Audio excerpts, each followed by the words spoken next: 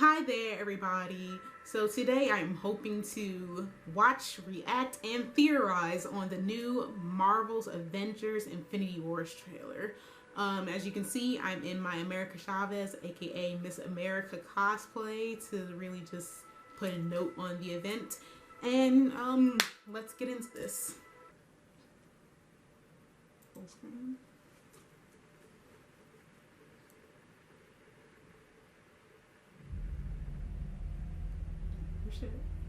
There was an idea to bring together a group of remarkable people to see if we could become something more. so when they needed us, Hey, my husband. we could fight the battles. I'm just kidding. That they never could. Her eyebrows look terrible.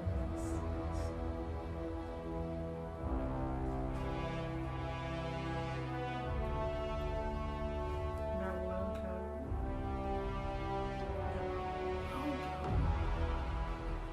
In time, you will know what it's like to lose. To feel so desperately that you're right, yet to fail all the same. Young spider. Dread it. Run from it. Destiny still arrives.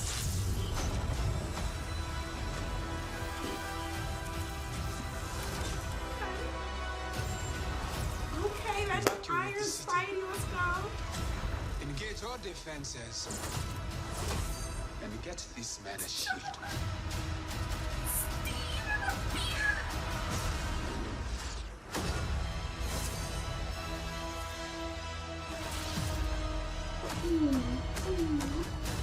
Fun isn't something one considers when balancing the universe. But this does put a smile on my face. Yes, Marjorie. Yes, Cookie coming. Yes, come on.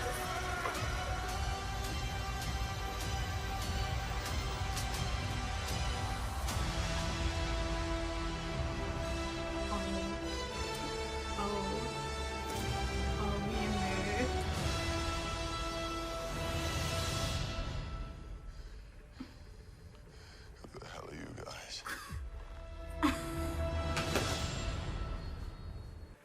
Okay, so after watching the trailer, I have a lot of thoughts. Okay, so let's talk about our Earthbound heroes now. The ones that we were, following within Civil War, what their situation was, where they stand now. Looks like Tony's gonna get his ass handed to him by Thanos. I'm ready for that. I feel like Tony is definitely gonna die. Because as we heard from, I believe Robert Downey Jr. said this himself, that he wanted to let the character rest before people got tired of him. But here's the thing, I think a lot of people have already gotten tired of Tony Stark as a character, because he seems to take up a lot of screen time that can go to other heroes, including in those own heroes movies. I think a lot of fans are going to be bummed if he does die, but I'm ambivalent towards it. It's just I myself am a little bit tired of Tony's character. I think we just need a break from him at least. How do we talk about Spider-Man? Hey, look at the Iron Spidey suit. A lot of us have been wanting to see him in that suit. We seen him in the Spidey suit, we seen him fighting, and we see him on that giant space ring, I'm gonna call it.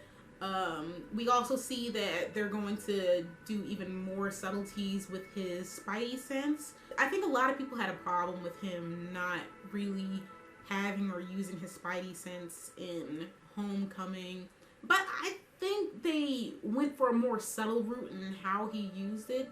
Okay, so if any of you remember back in Homecoming when he was going for his last confrontation with Vulture in his homemade Spider-Man suit, we see that he is expertly dodging Vulture's wings and everything. And from what I can assume there, it's just the Spidey sense kicking in every time to tell him, oh, let's jump over this. But his Spidey sense just didn't account for the Vulture knocking through all of these pillars and bringing down that entire structure on him. So I feel like the Spidey sense has been used. It's just that we haven't noticed. It's been that subtle. But it looks like they're going to try to give even more, hints towards, yeah, he has this power, guys. We just didn't show it off as much. But, whatever. We get a few glimpses of Wanda and Vision. It looks like that they're going to push them together into a romance as they are in their comic counterparts and everything. We see that Vision has taken on a human form. Maybe Scarlet Witch gave him that form because she just wanted to see what it looked like, or maybe he synthesized the form himself. That's a small detail. Vision's, of course, going to die in this film. He's more than likely going to come back to life, but as we can see from the trailer so far, he's getting the mind gem ripped straight out of his forehead, the only thing keeping him alive, and he's more than likely going to die. May not be a permanent death, but, Okay, let's talk about Team Cap. We've seen them in full force in the trailer, and I bet some of you even seen some of the leaked clips that came out. Let's talk about Steve in his whole new wardrobe, or should I say old wardrobe, his messy wardrobe, whatever. We see him with the beard, the long hair. We see that he's ripped the star off his Captain America suit. His sleeves are rolled up. He is done with Captain America. This is Nomad. This is a different Steven. This is a Steve Rogers you have not seen yet. This is not your Captain America. We also see that Bucky Barnes is out of cryo. T'Challa woke his ass up, told him it's time to pay that debt, and gave him a new arm. And now he's going into battle. He's leading some of those soldiers into battle in Wakanda. So that should be pretty exciting to see.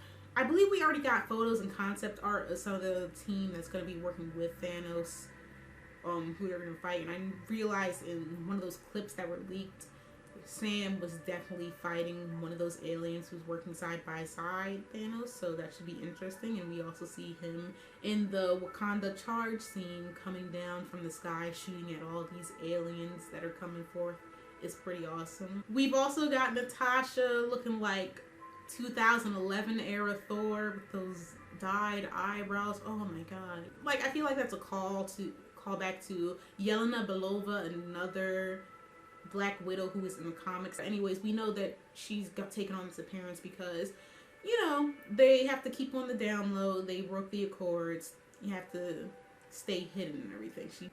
It looks like Natasha also might reunite with Bruce sometime in the film from the way the trailer is cut, and I'm kind of hoping that they don't continue on with that romance subplot that was introduced in Age of Ultron. It was kind of stupid. I know some of you may feel differently, but it's just, I don't think a lot of people liked it, so, whatever. Let's also, of course, talk about Black Panther. Okay, T'Challa's in the new suit that we already got a glimpse of in the Black Panther trailer. I'm guessing whatever leads him into Infinity Wars, we're going to see that by the end of the Black Panther film, which I'm very excited for to come out in 2018. I'm, of course, opening night, I'm gonna be at Katsucon, but me and my friends are gonna skip out on the first night and just we're gonna head down to whatever movie theater is close enough, and we're gonna go see that movie because we are very excited for it. But we see that he's got his armies together to take on whatever this threat is. We see Okoye is right by his side. Anyways, I'm excited. It's wonderful to see Black Panther on screen. He's getting so much in 2018. I can't wait to see him first in his own movie and then see him in Infinity Wars. I'm excited.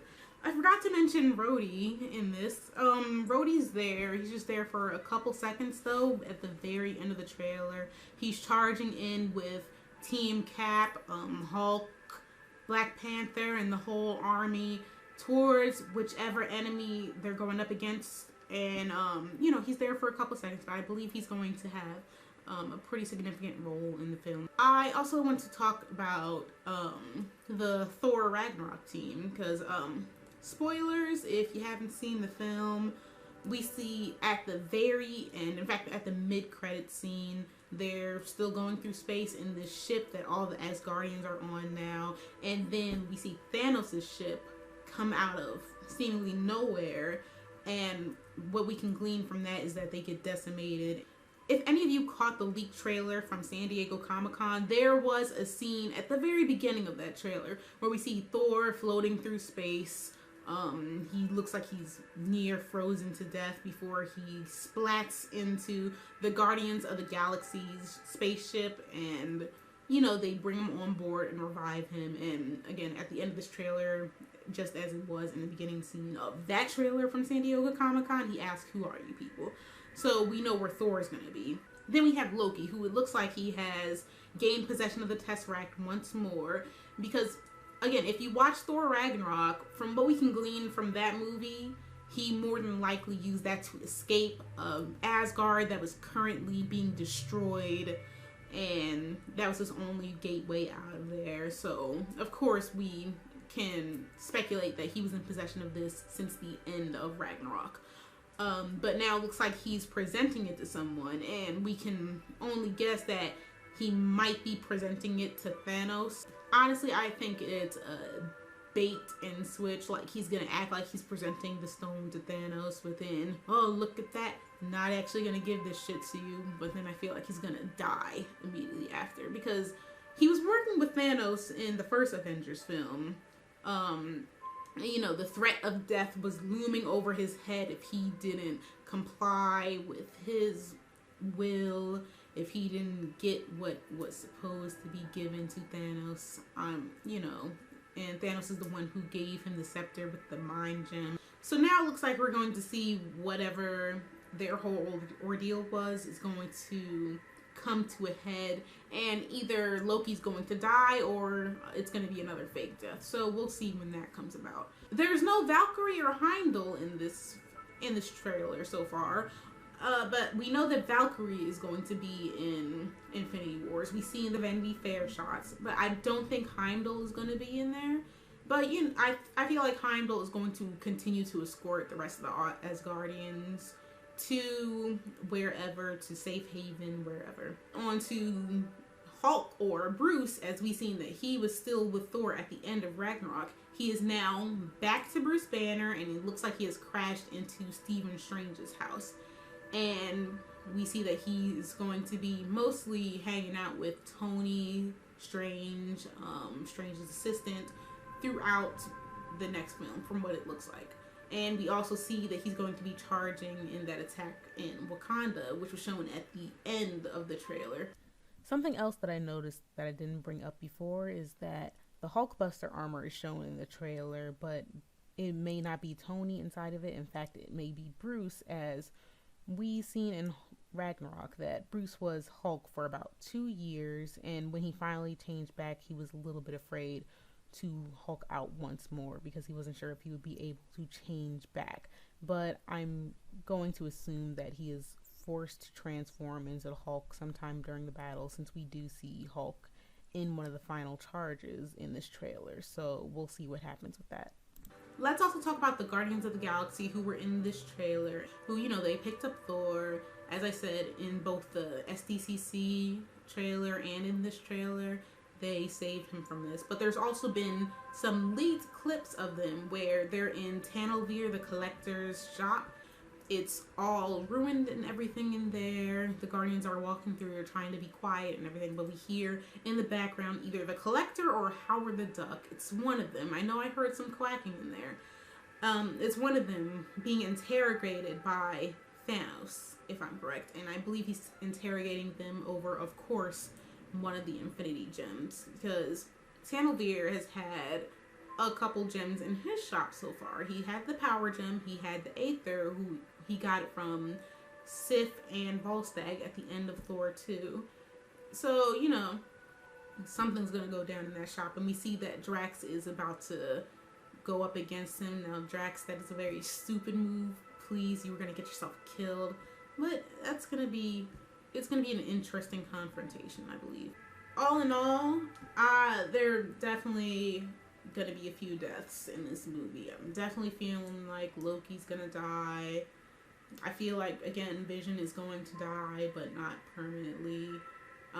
Tony definitely going to die.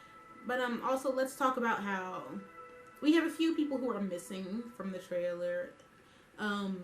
Like Maria Hill, Clint Barton's wife, who was also in the Vanity Fair shoot. Of course, I already said Valkyrie's missing. Ant-Man, Wasp's not in there. Nick Fury's not in there, but we do hear a voiceover from him at the very beginning of the trailer. Now, we know that they're all going to be in this film because we've already seen them in the Vanity Fair shoot, but it seems like they're just not in the trailer. I don't know what the capacity of their roles are going to be in this film, but I'm pretty sure, you know, of course, Wasp and Ant-Man are going to have big parts. I believe Clinton's going to have a pretty big part.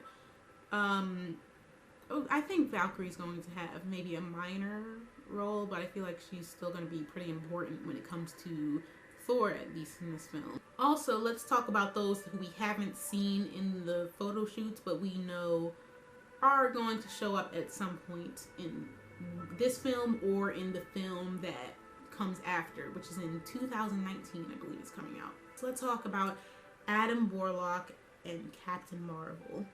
Now, Adam Warlock, we know that he was being conceived in Guardians of the Galaxy 2. Aisha is sitting there defeated. The council wants to meet with her, and she's just like, I'm making this new perfect being. I'm going to call him Adam. We had thought that we'd seen Adam's cocoon back in Guardians of the Galaxy 1, but that was just, you know, a red herring. This is the real deal. Adam's going to be upon us at some point. So while more than likely we're not going to see Adam in this film, I think he's definitely going to come in the film that comes after this one. And then with Captain Marvel, who we know was cast for her younger self, but we don't know if her older self is going to show up at any point. So maybe we're going to get flashbacks to Captain Marvel, or maybe we are going to have her cast by the point of the next Avengers ensemble film. So we'll have to see where that goes. Anyways, this was a pretty good trailer. It could have been better. It could have been on Thor Ragnarok and Black Panther trailers level. But, you know, we got what we got. I liked it. And I cannot wait for this film to come out. So just tell me what your thoughts on it all was. Tell me what your thoughts on what's going to happen in the movie will be. And, anyways, later.